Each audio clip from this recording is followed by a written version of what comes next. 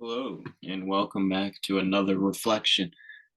I actually recently figured out how to blur the background, so no worries for that, but we're going to get into today's topic. Let me just share my screen real quick. So, yeah, reflection in digital marketing. Whoops. So, my key takeaways for this class was there's much more to digital marketing than just social media. So, in the slides, we talked a little bit about all the different avenues. So it's like there's like social media, website, blogs, email marketing, content marketing, influencer marketing, SEO, and virtual events. And then, uh, oh, I didn't actually. I said, whoops. Work with macro influencers. I was thinking, I thought I put micro and macro, but either way, I meant micro and macro just because at the end of the day, they're probably as we sort of talked about in class and the ideas, they might just be in like the sweet spot where they're not too big and cost too much money. And they also might be more trustworthy because they do have less and it's like not as obvious that they're sponsored. And then digital media is really effective for brand awareness. So if you do think that that's an issue, this is a very good avenue to, I guess, utilize. So agree and disagree with. I just put privacy concerns. So I don't even know what you would consider this, but like at the end of the day, I'm not like a huge fan of how much they gather on you in terms of privacy. Like it's just sort of weird. Not as much to me, it's like, oh, if I'm having a kid and then they give you like stroller ads, I'm not necessarily as concerned with that as much as it's the content that they provide you is very strictly to um, sort of like your brain and the way you think.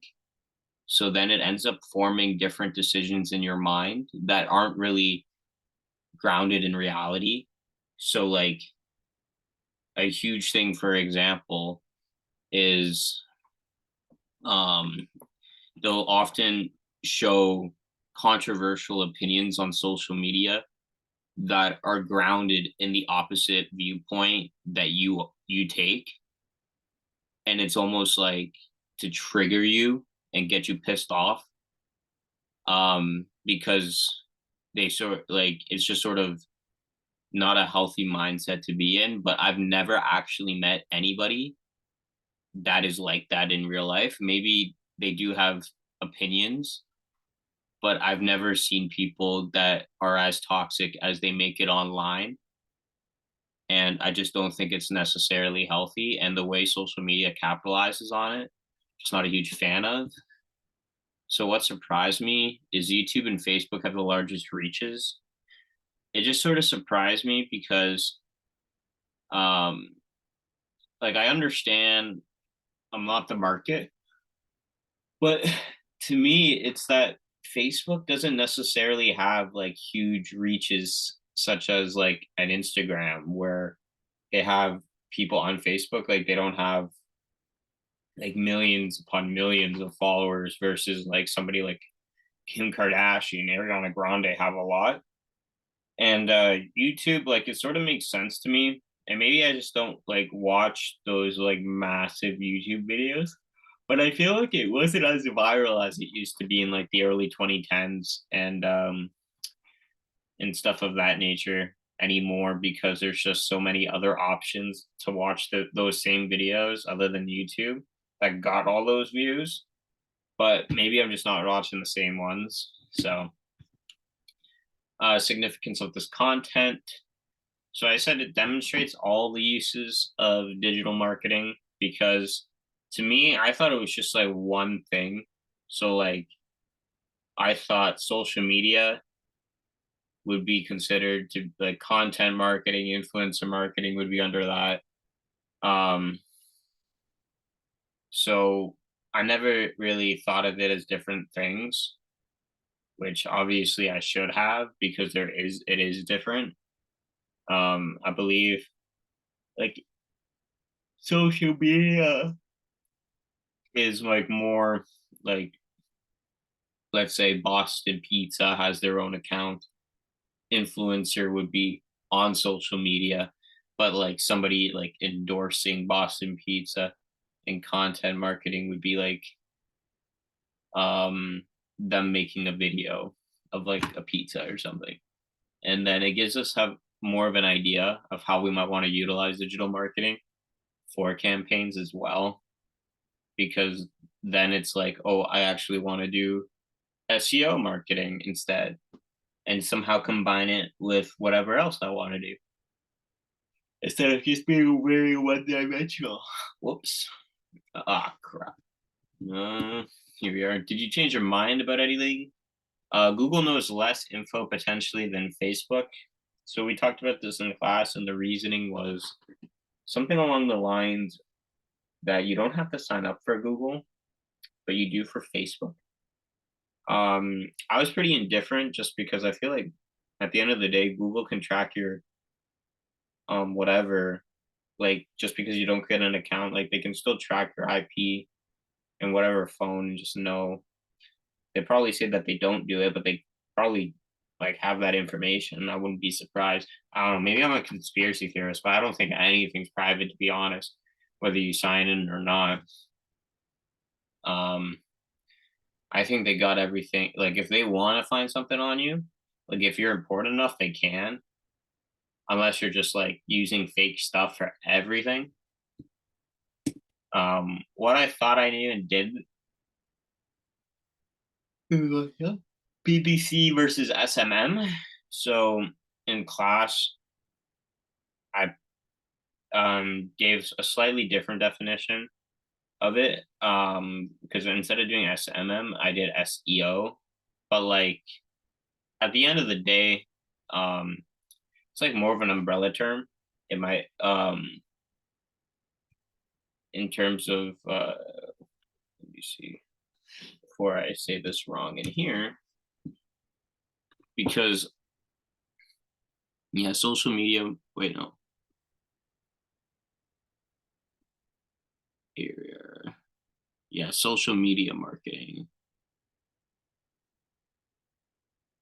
Or what was the question in class? Or was it PPC versus? Wasn't, or maybe SEM is what I meant to say. Search engine. Yeah, yeah, SEM is what I was thinking of, not SMM. But PPC versus SEM, they're pretty similar, but there's slight differences. Um, and like at the end of the day, the way I sort of look at it is, well, I took this like a year ago, so I'm not super surprised that I forgot something, especially when it's pretty similar in nature. It's just like a broader term. Um, what do I want to learn more about? So like how to grow more on social media. Uh, because at the end of the day, it's a little bit like for what I'm interested in terms of fitness, the, and it's just sort of like a fact, but like oftentimes because um the way it works, especially on social media, and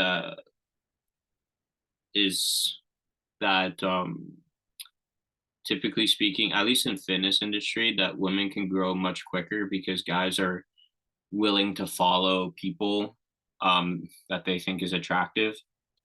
And let's say a girl who's worked out for a year is like better for them, but then because guys are the ones that are doing most of the following, if they follow a man, there's like has to be certain things. So like either their quality of content is insane, they're an absolute unit to the point where it's like um they're on stuff, or you just have to make or just have something about yourself. Like it's, in other words, you actually have to like do a lot of work to make your brand versus the others, and it's not even their fault. They're utilizing it to their advantage. But I just want to know how to be better at doing that. Like where I'm doing pretty well in terms of like I just have to post more. My problem is that I just I don't have somebody to work out with to take good quality videos because I just can't film myself because well, I need another person.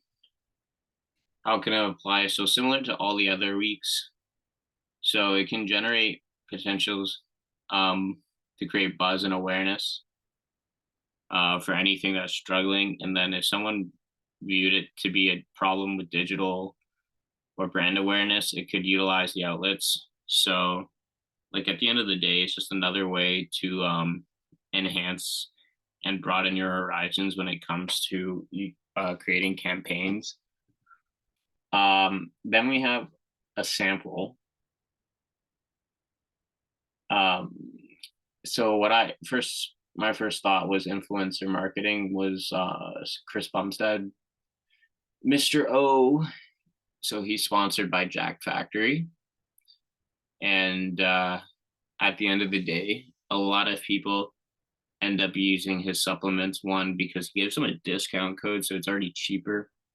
And two, it's like if Mr. Olympia is using it, then you should probably too, because it probably works.